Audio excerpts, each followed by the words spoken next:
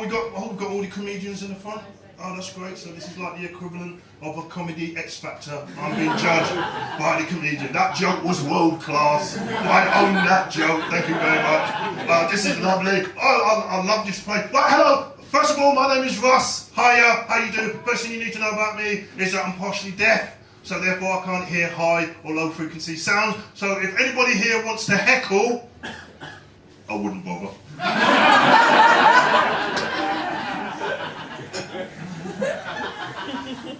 Not because I'm deaf, because I'm a 6'1" black dude from Peckham.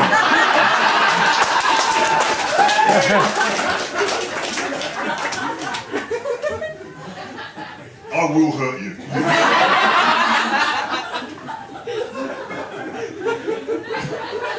I find I've got to tell people that I'm deaf, because what tends to happen is that after the show people will come up to me and they go, oh, we really liked you, you're very funny. And then they notice I've got hearing aids on, and then they go, oh, I didn't know you were deaf. Followed by tapping my hearing aid. Now, I don't know about you, but that's like me going up to someone in the shower and going, oh, I didn't know you were circumcised.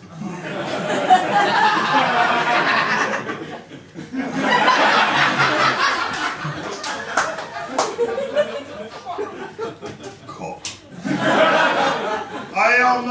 Were you from Scotland? Did I? Right, don't talk. Right, so doesn't work for my joke. Shut up.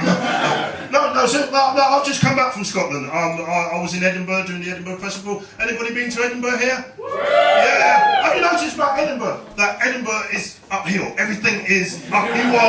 You are constantly walking up. Even when you're going downhill, you are walking. Edinburgh's the only place I know you can fall up. It is true. This is true. Well, what I found about Scotland, which I found was amazing, because like, when I arrived in Scotland and I came off the train, there was this young lad. He must have been about 23, which I think is like 90 in Scottish years. But he was 23, yeah, and he did something that was amazing. He came up to me and he said, hello. I'm from London. That shit never happens. So I feel really guilty that I punched him. Where I come from, that could have been a mugging. It's okay, I gave him back his wallet. Nothing in it, it's Scottish.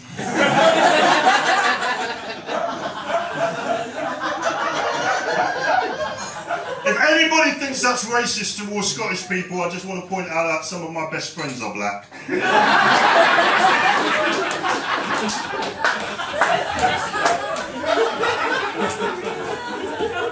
I really enjoyed being in Scotland, but the hardest thing about being in Edinburgh, because I was away from mum, and I was had to be away from my kids. I've got two kids, I've got a 2-year-old and a 5-year-old, and it was really difficult being away from them for so long. So what I decided to do, while I was in Scotland, we were going to Skype every night, so that my kids don't forget what I look like. And this is absolutely true, the first night I Skyped my kids, my 2-year-old son, who's not used to me being away, when he saw me on the computer screen for the first time, started to stroke the screen. I know, I thought, oh my God, my son's mentally challenged.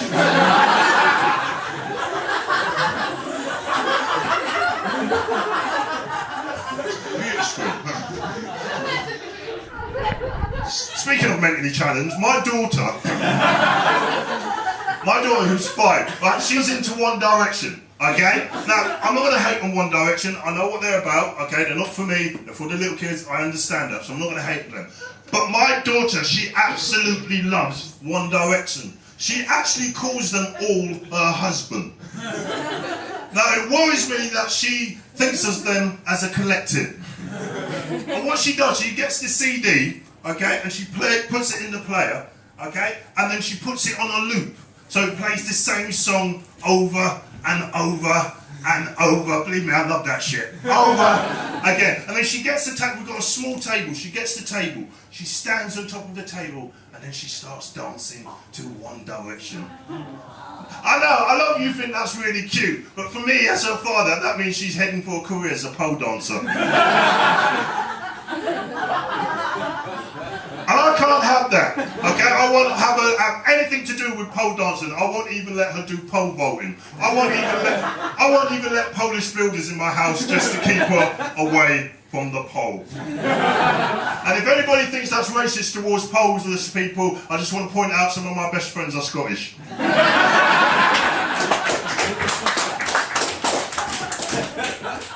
Has anyone got kids here? Anyone got kids?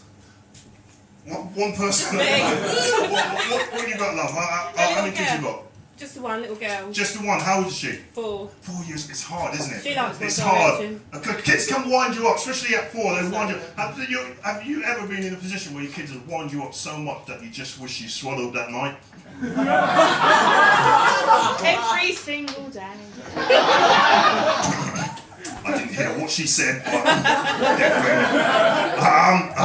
thanks for joining in. No, but I mean, it's hard bringing up kids because, like, I was reading an article the other day, and it said that kids are desensitized from violence because of movies and computer games. Okay? Kids are desensitized from violence because of movies and computer games. And I want to point out that is bollocks.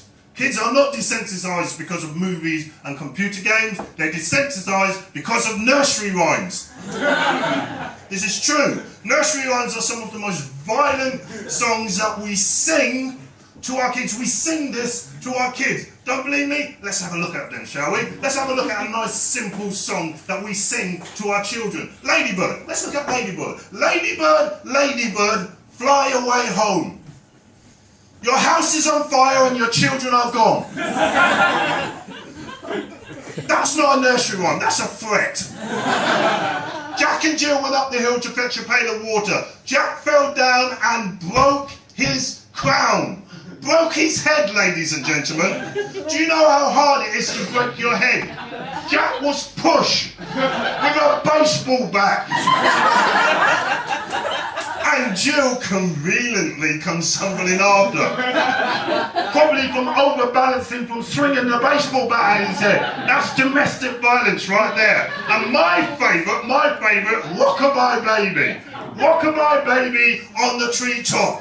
Well, that's social services right there. Who the hell puts a baby on the treetop? When the wind blows, the cradle will rock, the bow will break, down will come baby, cradle and all. Not only are we content on singing songs about falling babies having horrific injuries from the tree fall, but to make sure that baby doesn't tell anyone, we have the cradle crashing down on top of it. Rockabye Baby, Rockabye Childhood more like. Nursery rhymes are full of songs of road history. Bar Bar Black Sheep, that's about slavery. That's true. Ring a Ring of Roses, that's about the Black Plague. London's Burning, that's about the London riots. No, it's true. We sang that song so much to our kids that finally they cracked and just went, all right, we do it, come on, right. Ooh, rice.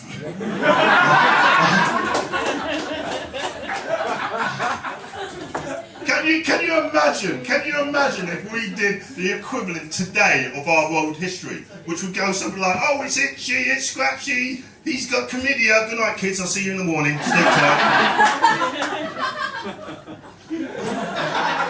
I'm going to finish off. I'm going to give you a one-liner joke. I'm not a one-liner comic. I don't do one-liner comics, but I came up with this one the other day, and I have to say, it's rather good.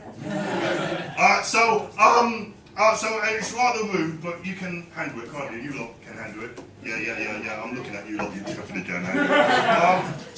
Here we go. Are you ready for my rude joke? Yeah! Okay, here we go. Right. So I told you earlier that I'm partially deaf, which means that when I go down on a lady, I'm lip reading. Thank you, moving on. Thank you. My name's Russ. Enjoy the rest of the show.